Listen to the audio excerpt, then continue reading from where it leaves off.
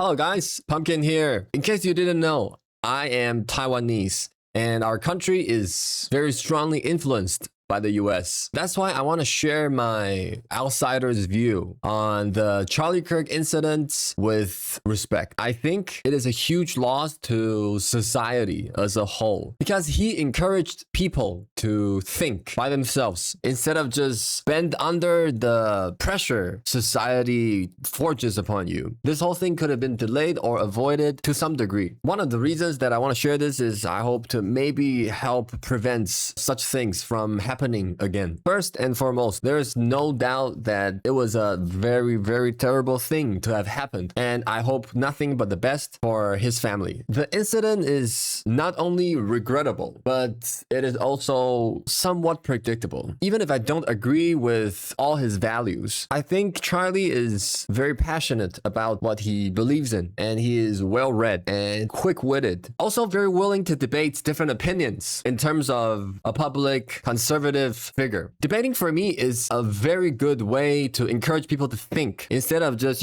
follow and obey. His style of debate not only earned him a lot of fame and influence in a short period of time, it's inevitably drew him a lot of hate, driven by either strong disagreements with his views or jealousy of his confidence and success. There's nothing wrong with speaking your mind and being yourself, but having strong opinions while conveying them in a way that prompts strong emotions, where the majority of the people have guns and individualism being strongly encouraged. It just seems like a ticking time bomb. He might have put too much faith in God and people. I feel like being yourself doesn't have to mean walking in a known bad neighborhood with all your shiny jewelries on you. It would be wrong that you're robbed, definitely, but you could have predicted the situation and try and avoid it to some degree. The incident goes to show that gun violence is a real thing and it can get to any one of us. We can talk all we want, but when it really happened to us, it is a different story. Charlie once said it is worth it to have several gun deaths every year to protect the Second Amendment rights. I really don't think that if he could choose again, he would choose to die for something that can be improved in a lot of ways instead of enjoying life with his family for another, let's say, 50 years. The Second Amendment was ratified in 1791, which was 100 years before slavery was abolished. It demonstrates that the morality and values are very different from now due to societal circumstances. As for the term keep and bear arms, arms just means weapons. It doesn't specifically mean guns, though in modern days it is commonly referred to as guns. I think there are better ways to protect yourself other than owning guns. Under the premise of no civilian can own a gun, it is, however, more complicated than that since people already own guns in America. There needs to be a way to maybe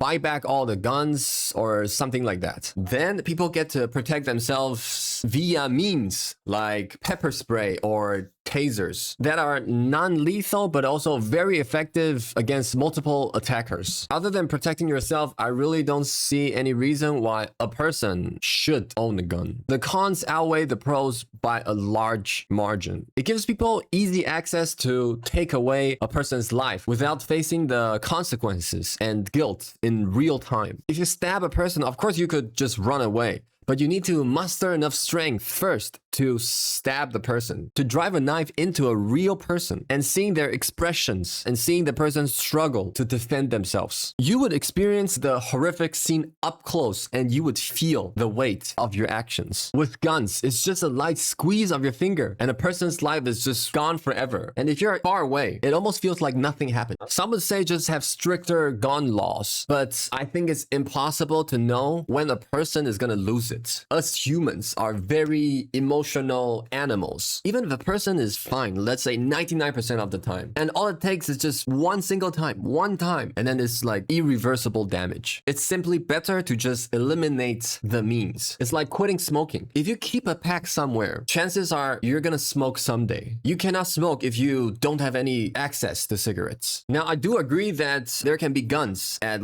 shooting ranges or hunting grounds. There can be guns there, but there need to be like very strict management, and it will lower the casualty a lot. Now for a more political standpoint, I don't feel like it's either side's fault. It doesn't matter what the person's political background is, but the media always try to paint a certain picture, like Charlie actually sometimes did, to invoke strong emotions for political influence or financial gains. The truth is, there are always going to be extreme people from all kinds of background. Doesn't matter your background. Instead of providing them easy access to harm people, it makes more sense to me to eliminate those means. In this particular case is guns. Finally, I think it is a huge shame that a person who encourages people to think instead of resorting to violence to those people with different opinions was assassinated at such a young age. So let me know what you think, whether you agree or disagree, because I think talking is our only way to a better society. And I will see you in the next video. Have a very, very nice day. Goodbye.